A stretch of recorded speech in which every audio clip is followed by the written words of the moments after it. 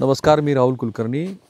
शक्तीपीठ महामार्ग रद्द करा अशी त्यांनी टोपी घातले ते शेतकरी संघटनेचे कार्यकर्ते. नॅशनल सॅम्पल सर्वेप्रमाणे आपल्याकडची जमीन धारणा हळूहळू कमी होत चालली. म्हणून मी इथल्या प्रत्येक शेतकऱ्याला विचारलं की तुमची किती जमीन जाते.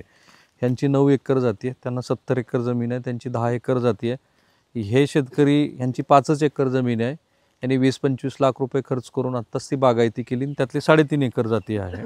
इकडे पण 5-6 एकर शेती जाणार आहे. हे यांची अशी आहे की यांची 6 एकर शेती जाते. बाकी बहुतेक शेतकरी हे अल्पभूधारक शेतकरी आहेत.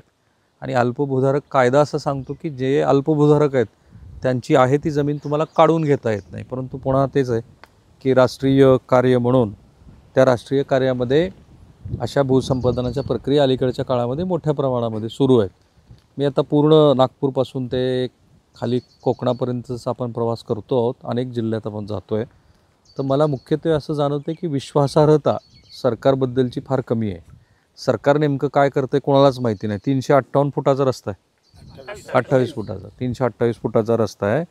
आणि यांनी सांगितलं मला की 22 गावामध्ये हे भूसंपादन होणार आहे. आणि त्या 22 गावातल्या भूसंपादनामध्ये शेकडो शेतकरी लातूर जिल्ह्याच्या मर्यादेत त्यांचं भूसंपादन होणार आहे. पण हे 25 लाख रुपये कशाला खर्च केले? पाईपलाईन आणि विहीर केलेली आहे तिकडं. बरं. आणि तिथून परत इथं पाणी आणलेलं आहे मोठे गोष्टीला.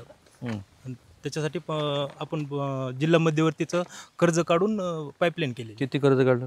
त्याचं 16 लाख रुपये कर्ज काढलं आणि घरचे काही घालून पाईपलाईन आणले. कधी केली पाईपलाईन? यावर्षीच केलेली, म्हणजे उन्हाळ्यामध्ये. तेव्हा माहिती नव्हतं का तुम्हाला? की नव्हतं? काहीच पूर्वकल्पना काहीच नव्हती. माहिती असतं तर केलंच नसतं सर. आता सरकार म्हणेल की कोणाला तरी त्याग करावाच लागेल. नाही, पण असं नाही ना होणार सर. होय हो, त्याग सरकारनंच करावं लागेल की. सरकार म्हणजे कोण असतं? सरकार आपण निवडून दिलेले असतात लोक. आणि त्या अगोदर निवडणुकीच्या अगोदर म्हणते शक्तीपीठ रद्द करायचा म्हणले होते. म्हणून लोकांनी असं काहीतरी. तुम्हाला शब्द आठवतात का त्यांचे? काय शब्द होते ते? शक्तीपीठ रद्द करून आधी हसन मुश्रीफ म्हणले, पुन्हा म्हणजे एकनाथ शिंदे म्हणले, पुन्हा आणखी दुसरे बकळ म्हणले. ज्याच्याकडे माईक आहे त्यांना बोलू दे. हा, ते सगळे लोकांनी म्हणल्यामुळं ही लोकांनी शक्तीपीठ रद्द करा होईल आहे म्हणून लोकांनी सुद्धा ह्यांना मतदान सुद्धा केलं लोकांनी. असं? हा, नसता हे एक मिनिट जरा. हे खरं तर प्रतिकात्मक आहे आणि फेस व्हॅल्यूवरती घ्या. मतदान हे गुप्त असतं म्हणून आपल्या गावातल्या, बरं का, तुमचं मतदान नाही विचारत मी, आपल्या गावातल्या बहुतेक लोकांनी भाजपला मतदान केलंय असं कुणाकुणाला वाटतंय? बरं, हात वर करावं. आलंय सरकार साहेब त्याच्यामुळं. असं? हो, शक्तीपीठ रद्द केला आणि ही एकनाथ शिंदेवर भरोसा ठेवला लोकांनी. विशेष म्हणजे हसन मुश्रीफ सगळ्याच्या अगोदर मुश्रीफ साहेब म्हणले होते. शेतीवर दररोज लोकांनी माहिती व्हायला लागली म्हणून लोक म्हणले आता शक्तीपीठ रद्द केला म्हणून ठोकलं ह्यांना सगळे. हा, 7-12 कोरा. 7-12 कोरा. त्याच्यामुळे लोकांनी सगळे मतदान केलं आणि दिशाभूल करून मतदान घेतलं. बायाचं सोयाबीनचे 1 क्विंटल मागं 2000 हाणायचे. 9 क्विंटल सोयाबीन होतं शेतकऱ्याला. 9 दोन्ही 18,000 हाणायचे आणि 1,500 द्यायचे. ही फसवेगिरी. ठीक आहे, थोडं विषयांतर झालं तुमचं. 70-75 एक. हा, महत्वाचा मुद्दा. ही बाधित किती व्हायला ह्याला महत्व नाही. 20 फुटाचा रोड आहे तर ही हाईटला. त्याच्यामुळं पश्चिमेकडं डॅमच तयार होणार आहे आणि हे डॅम तयार झाल्यामुळं हे बाधित शेतकऱ्यापेक्षा राहिलेले शेतकरी सगळे पाण्यात राहणार आहेत. पण पाणी काढून देतील की ते? पाणी काढायला कुठंच व्यवस्था नाही. फक्त जिथं नदी आहे मोठी तिथंच फक्त व्यवस्था आहे, बाकी कुठंच करता येत नाही. काय म्हणले तुम्ही? समृद्धी महामार्गाचा व्हिडिओ बघितला काय? आमचा समृद्धी महामार्गाचा व्हिडिओ आला. आता 25 फूट उंचीवरून तो हायवे गेलेला आहे आणि त्या समृद्धी महामार्गाच्या त्या 25 फूट वरून उंचीवरून पाणी व्हायला लागलंय. म्हणजे आजूबाजूच्या शेतकऱ्यांची काय परिस्थिती झाली असेल? एकदा आता पाऊस लेट झालाय तर एकदा पेरणी करायला शेतकरी मुश्किल आहे. चाटून गेल्याच्या नंतर रान त्याचं काय राहणार आहे? आमच्याकडे काय आकडेवारी आमच्या रेणापूर तालुक्यातली आणि लातूर तालुक्यातली जवळपास आमच्या ह्या 5 गावातलं 82 हेक्टर क्षेत्र चाललंय गॅजेटनुसार. आणि पूर्ण जिल्ह्याचं जर बघितलं तर 443 हेक्टर चाललंय पूर्ण जिल्ह्याचं. आणि मांजरा उजवा कालवा आणि मांजरा डावा कालवा ह्याच्या लाभ क्षेत्रातल्या जमिनी चालल्यात आमच्या सगळ्या. आता जर तुम्हाला ही वयस्कर माणसं दिसतील, तर माझे वडील पण असतील, ह्या सगळ्या माणसांनी कॅनलच्या कामासाठी टिकाव फावडं घेऊन स्वतः कामं केलेले. तो कॅनलची निर्मिती झाली, पाईपलाईन केल्या, आता शेत्या बागायती खाली आल्या, कर्ज फिटत आली सगळ्या शेतकऱ्यांची. आता फळं चाकायची वेळ आली तर हा शक्तीपीठ महामार्ग येतोय. पुन्हा अजून मुख्यमंत्री काय म्हणतात, आम्ही बाजूला शेततळे करू. आता शेततळे करू तशा बागायती जमिनीत मरणाच्या कुठं शेततळे करणार आहेत तुम्ही? आणि शेततळ्यासाठी अजून कुणाच्या जमिनी घेणार आहेत? आता बघितलं तर आपण ह्या वॉटरशेडला आडवा महामार्ग चाललाय, हा आडवा महामार्ग चाललाय, तर आपल्याला फक्त दिसणारी ही 82 हेक्टर जमीन नाही, तर ह्याच्या 5 पट 10 पट जमीन ही पाण्याखाली राहणार आहे. आता रिव्हर्स मायग्रेशन आहे आमच्याकडं. बाकी भागात बघितलं तर रोजगारासाठी मुलं पुणे मुंबईला जातात, पण आमच्या इकडं शेती चांगली पिकते म्हणून लोक बाहेरून इथं कामाला येतात. आणि आता ही बागायती जमीन गेल्याच्या नंतर आमचा काय फायदा होणार याच्यामध्ये? आणि वॉटरशेडचं काय बोलले तुम्ही? वॉटरशेडचं बघितलं तर आपण वॉटरशेड उतार जर बघितलं तर पश्चिमेकडे आहे आणि हा महामार्ग दक्षिण उत्तर चाललाय, पूर्ण आडवा चाललाय. आडवा जात असताना पूर्ण एक प्रकारे मोठी उंच भिंतच होणार आहे. भिंत झाल्यामुळं पाठीमागच्या जेवढ्या जमिनी आहेत तेवढ्या किलोमीटर 1-1 किलोमीटर पर्यंत पूर्ण पडीत राहणार जमिनी. तर पहिली गोष्ट सांगतो तुम्हाला, तुम्ही जो व्हिडिओ बघितला तो काही समृद्धी महामार्गाचा नाही आहे. समृद्धी महामार्गाला पॅरलल असलेला दुसऱ्या रस्त्याचा आहे, पण त्यांनी जो तांत्रिक मुद्दा उपस्थित केला त्या मुद्द्याबद्दल जनसुनवाई झाली असती, शेतकऱ्यांच्या मनातले हे जे प्रश्न आहेत ॲटलिस्ट ते समजून घेतले असते. भूसंपादन प्रक्रिया तर नंतरची, पण आता असं आहे की तुमची 70-75 एकर जमीन आहे, त्यातली 10 एकर गेली तर तुम्हाला काही एवढं वाईट वाटायचं कारण नाही ना. विकास तर करावा लागेल. त्या जमिनीला जायला रस्ताच राहणार नाही ना, कारण ह्याचं आउटलेट आणि इनलेट 10-10 किलोमीटरवर आहे. आम्ही जायचं कसं ती बाकीची जमीन पिकवायला? आणि पुन्हा तळ्याचं स्वरूप येणार राहिलेल्या जमिनीला, मग आम्ही करायचं कसं तिथं काम? आणि आम्ही शेती कसं करायचं? आमची सगळी उपजीविका शेतीवरच अवलंबून आहे. आता ही धारणा आहे तुमची की तळ्याचं रूप येईल म्हणून. आता नाही, ऐका ना, रस्ता करणारा तर काय हुशार माणसं आहेत की तांत्रिकदृष्ट्या त्यांना सगळी अक्कल आहे. नाही, समृद्धी महामार्गाचं बघायला ना, तळ्याचं रूपांतर झालेलं परवाच्या पावसामध्येच झालेलं आम्हाला सगळं टीव्हीवर बघितलं ना आम्ही ते. मग ती समोर आहे ना आमच्या समृद्धी महामार्गाचं काय हाल आहेत आणि जालना नांदेड रोडच्या लोकांची काय हाल आहे ती आम्हाला सगळं ज्ञात आहे ना, आम्ही रोज टीव्हीवर बघतो ना. ठीक आहे, भूसंपादन हा विषय वेगळा, परंतु समृद्धी महामार्गाचा तो कथित व्हिडिओ जो तिथला नाही आहे त्याच्याबद्दल किती गैरसमज आलेत बघा लगेच. मामा तुम्हाला काय अडचण आहे? नाही, बसू दे. हां, मी प्रकाश चव्हाण नांदगाव, घ्या या तालुका अंबाजोगाई, जिल्हा बीड, इथला रहिवासी आहे. मला मुळात जमीन होती 16 एकर, पहिली 10 एकर पाझर तलावात गेली आणि आता राहिलेली उर्वरित 5-6 एकर आहे आणि त्याच्यामध्ये विहीर आहे. आता 2001ला विहीर केल्या, 25 वर्ष झाले. त्याचे आता सुखाचे दिवस बघायचे. आई वडील तर गेले दुःखात निघून आमचे, पूर्ण जमीन हडप होते आमच्या लेकरांनी. काय करायचं आता? किती मुलं तुम्हाला? 2 मुलं आहेत. काय करतात मुलं? काय आता तिकडे असल्याच आंदोलनाला गेले. आपल्याला आम्ही बीड जिल्ह्यातला आहोत ना, ही लातूर जिल्ह्याला. तिकडे एक असेच शासन की दुईकड कोंडी करते, कोणकडेच पाठिंबा मिळून शेतकऱ्याचा शासनाला, म्हणून तिकडे मुलगा गेला आणि मी इकडे आलोय. आणि पाझर तलावाचं आम्हाला एक पत्र दिलं शासनानं. त्यावेळेस असं शासनाने दिलं की खोटं कुठेच चाललं नाही, डीएड आमच्या मुलीने केलं तर रोजगार करायला घेतली नाही भरती. मुलीला डीएड काढून काय उपयोग झाला का? मुलासाठी तर काहीच नाही ना. मी आता प्रकल्प बाधित म्हणून तुम्हाला प्रमाणपत्र दिलं. आमच्या मुलींना डीएड झालेलं होतं. त्या डीएडची प्रक्रियेत म्हणजे मास्तरीन किंवा काय महिला शिक्षक म्हणून घ्यायला पाहिजे का नको? मग आता तुम्हाला शासकीय सेवेत घेतलं तर? आता मला तर वय संपलंय ना. मला मुलाला काय घेणार आता? 35 वर्ष मुलाचं वय झाले ना. काहीतरी वय टाकेल. पत्र व्यवहार देऊन माझ्या मुलीला तर शासन प्राधान्य देत आहे म्हणा असं ऐकतोय. मुलीला जर घेतलं नाही तर मुलाला कशाला येईल? पण समजा आता शासन म्हणलं तुम्हाला आम्ही ह्याच्या बदल्यात काही नाही. शासन इतकं खोटं आहे की पत्र विश्वासाचं दिलं तर चाललं नाही, त्याचा अर्थ माझा शासनावर विश्वास नाही. काही सुद्धा भरोसा नाही. जमिनीची बरेबाद झाली, आमच्या रोजगार करता येत नाही. फडणवीस साहेब म्हणले फडणवीस साहेब एवढे म्हणजे आम्ही कौतुकाने निवडून दिलं. शासन भाजप जोरात शेतकऱ्याच्या खंबीरपणानं पाठीशी आहे म्हणजे उभा असता, पण खंबीरपणाने उभा राहण्यापेक्षा खंजीर खूपशीत आहेत पाठीशी आमच्या. हो, कारण का तर आमच्या मुलीला जर त्यांनी घेतलं नाही त्याचा अर्थ माझ्या तर खूपशीला म्हणजे समोरच्या आमच्या शेतकरीच वर्ग आहे ना, त्यांना बी काही अडचणी असतील तसंच असेल. त्यांनी बोलले नसतील, ते केले नसतील. मी 24 म्हणजे 2 वर्ष झाले ह्याच प्रक्रियेत आणि पहिले 38 वर्ष घातले पाझर लावसाठी. काय मोबदला मिळावा त्यावेळेस? आता तुम्हाला 25 लाख रुपये एकर दिलं तर पैसे नको आहेत. मी 1 कोटी रुपये देतो, 1 गुंठा जमीन शासनात तयार करून दाखवावी. बरे बात तर कोणी बी करते. जमीन काय करायचं? देश काय समजला आपला? त्या जमिनीत काय ठेवायला शासन? असे भूसंपादन संपत येईल जमीन एक दिवशी. काय खायचं आम्ही? आमच्या लगेने काय करायचं? चोर केलं तर मध्ये आज मध्ये टाकतो म्हणते. आमच्या जमीन हक्काच्या आहे, त्या जमिनीत उभा राहता येत नाही, गचांड्या देतात मोजण्यासाठी. उद्या तर आम्ही काहीच नाही. शासनाला विनंती करून आमच्या भाजप सरकारला एवढं कौतुकानं दिलं की आपले शिंदे साहेब काय ते दुसरे नाव ते 2-3 एवढ्या म्हणले की आम्ही रद्द करू. घोषणा केल्या, घोषणाच्या अंमलबजावणी काही केली नाही. शेतकरी खुश झाले. सरकार आपल्या काढून घेतलं बाबा, रद्द झाला बाबा, खुशीनं झाल्या, पाईपलाईन केल्या, त्याचा काय फायदा कुछ नाही. आलं सरकार हातात, सत्ता आली, शेतकऱ्याचं काय होऊ जा. शेतकऱ्यांनी जायचं कोणाचा दरारोड आहे. आता सत्ताधारी पक्षानं तर असं केलं, विरोधक तर आमच्याकडे येतच नसते. तुम्हाला त्याग करावा लागेल थोडा, कशाचं त्या करावं साहेब? थोड्या जमिनी द्यायच्या, मग बाकीच्याचं कल्याण होतं ना. द्यायलाच राहील नाही मला गुंटा बी आता.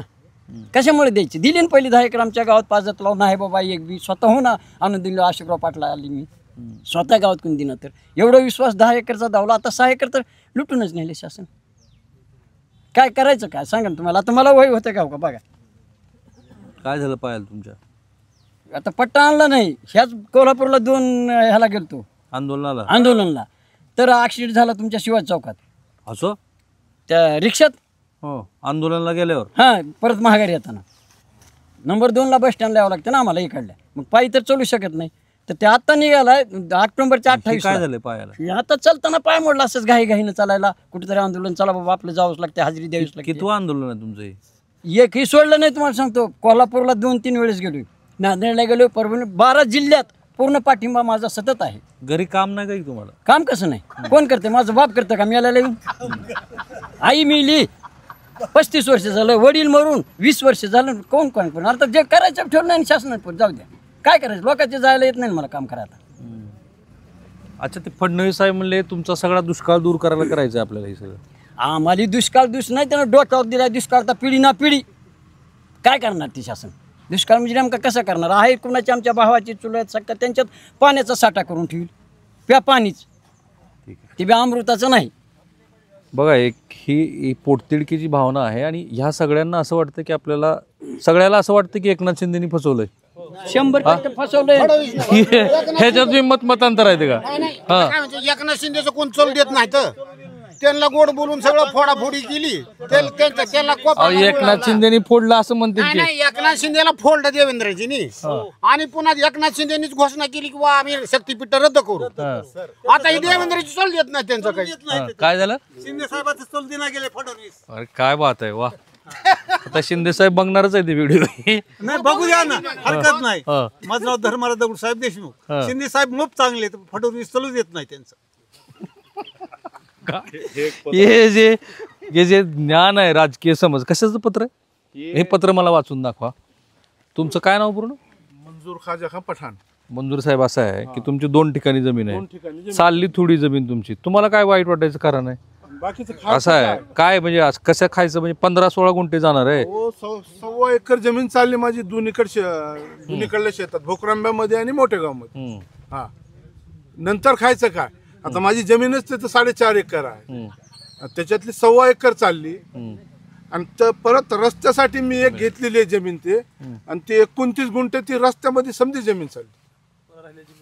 राहिलेल्या जमिनीचं काय करायचं? मला नंतर बाजूच्या जमिनीला जायला रस्ता नाही, त्याचं कसं करायचं? ओके, ठीक आहे. तुमचं काय घरी मुलं आपली चालली का जमीन? हा, किती चालली? 2.5 एकर. 2.5 एकर. जरा थोडं उठून उभा राहा जरा तुम्ही. हा, तुमचं पूर्ण नाव सांगा मला. बालाजी रामचंद्र माने. बालाजीराव, किती जमीन आपल्याला? 6.5 एकर. बर, शिक्षण? 7वी. आणि मुलं? एक मुलगा आणि एक मुलगी. मुलगा काय करतो? शाळेत आहे. इंग्रजी माध्यमाच्या? हा, मी तर बोकरंब्याला. इंग्रजी माध्यमाची शाळा असेल? मराठी. बर, किती फीस आहे शाळेत? किती फीस आहे शाळेत? 16,000 रुपये. 16,000 रुपये शाळेत? 16,000 रुपये फीस आहे. बरोबर आहे, मी म्हणलेलं इंग्रजी माध्यमाचं. सेमी इंग्लिश आहे. हा, सेमीला 16,000 रुपये फीस आहे ना? आहे ना, बरोबर ना? आणि मुलगी कितवीला? मुलगी छोटी आहे मुलगी. आता किती जमीन चालली आपली? 2.5 एकर. 6 पैकी. आपल्याला काय अडचण आहे? आता शेतीच करता आपण, दुसरं काय हेच नाही ना. कुणीतरी एखादा शेतकरी आहे का ज्याला वाटतं आपली जमीन दिली पाहिजे म्हणून? हा,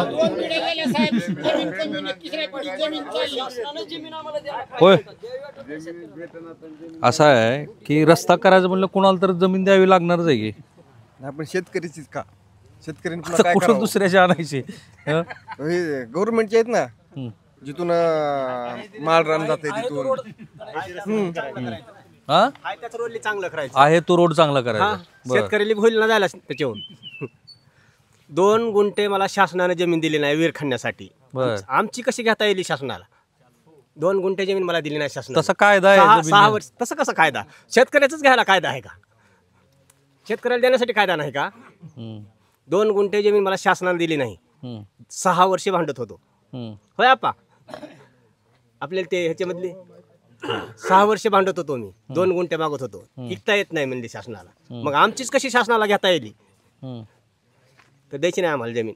अजिबात अजिबात द्यायची नाही. सरकार आलंच बळजोरीने घ्यायला तर बघू होता तेवढा तर प्रयत्न आम्ही अडविणारच आहो ना. हा काय करणार? आणि दुसरं सगळ्यात महत्वाचं की आहे त्या रोडवर हा थांबा जरा. नागपूर तुमचा रत्नागिरी महामार्ग आहे त्या रोड बद्दल बरेच जण बोलतायत.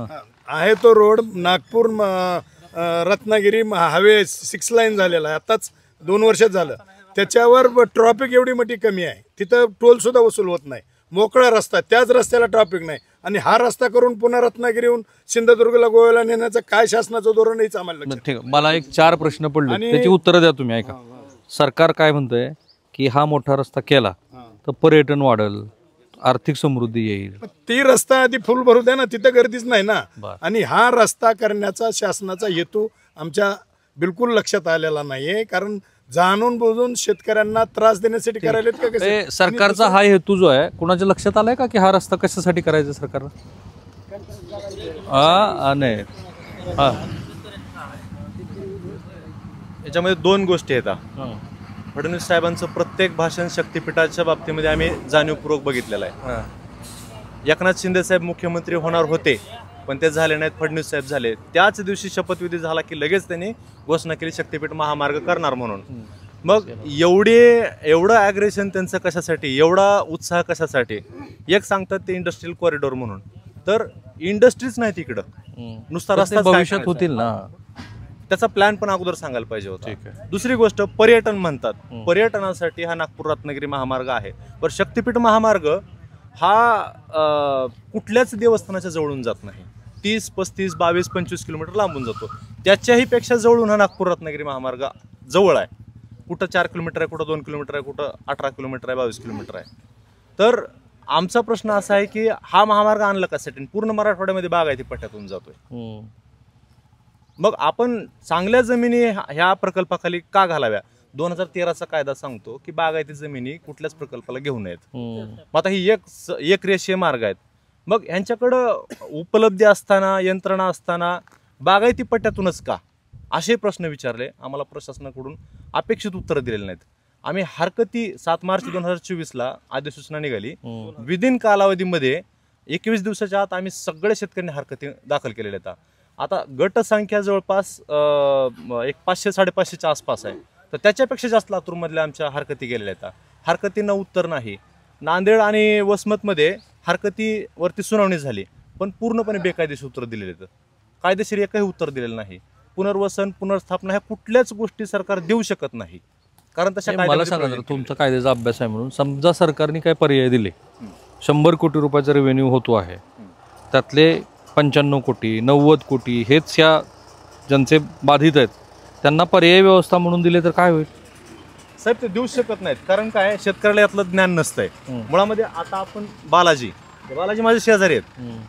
त्यांचं शिक्षण एवढं कमी आहे की ते म्हणजे आलेला मराठीतला कागद सुद्धा व्यवस्थित अर्थ लावू शकत नाहीत. है ना.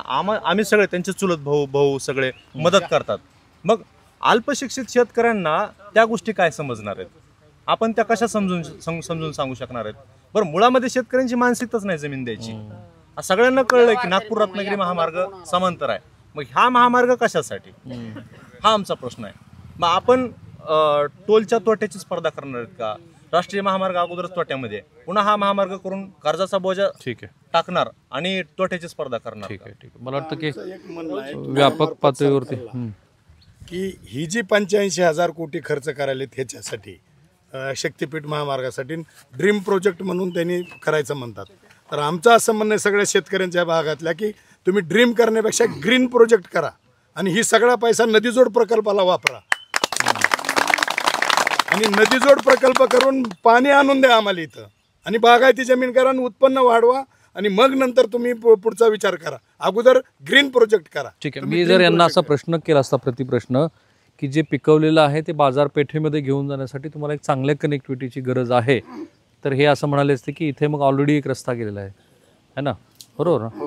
ते समृद्धी महामार्ग आणि याच्यामध्ये तो एक बेसिक फरक आहे. दुसरं, मला विश्वासार्हता जी सरकारबद्दलची आहे, जी मी सुरुवातीलाच म्हणालो, ती अत्यंत कमी आहे शेतकरी आणि सरकारमध्ये. जे आधी निवडणुकीच्या आधी आश्वासन दिलं होतं त्यामुळे एक प्रकारची जनभावना तयार झालेली आहे, त्याला प्रतिवाद करता येणार नाही, कारण सरकारनं दिलेलं कोणतंच आश्वासन हे सरकार पाळत नाही असं इथल्या बऱ्याच जणांचं मत आहे. ते आहे ना कर्जमाफीचा मुद्दा. आणि सगळ्यात महत्त्वाचं काय की एवढा मोठा प्रकल्प होतो आहे तर त्याबद्दल प्रत्यक्षात जे बाधित आहेत त्यांचा विचार करून त्यांच्यासाठीचे काही पर्याय तुम्हाला देता आले असते का, ते अधिक विश्वासार्ह पद्धतीनं त्यांच्यापर्यंत पोचवता आले असते का, अशा अनेक गोष्टी सरकारनं केलेल्या नाही आहेत असं दिसतंय. अर्थात विकास व्हायला हवा का, तर तो व्हायला हवाच, याबद्दल काही दुमत नाही. पण ते करत असताना बाधितांचा काय, त्यांच्या जमिनीचं काय, त्याबद्दल सरकार त्यांना कायमस्वरूपी कुठलं मॉडेल उपलब्ध करून देणार आहे का, असे असंख्य प्रश्न जे ह्या शेतकऱ्यांच्या मनात आहेत ते आमच्याही मनात आहेत. म्हणून आपण प्रत्येक गावकऱ्यांशी जाऊ, बोलू, चर्चा करू आणि तुमच्यासमोर मांडू. मला खात्री आहे की मुख्यमंत्री आणि महाराष्ट्रातले सगळेच लोक हे व्हिडिओ बघत आहेत.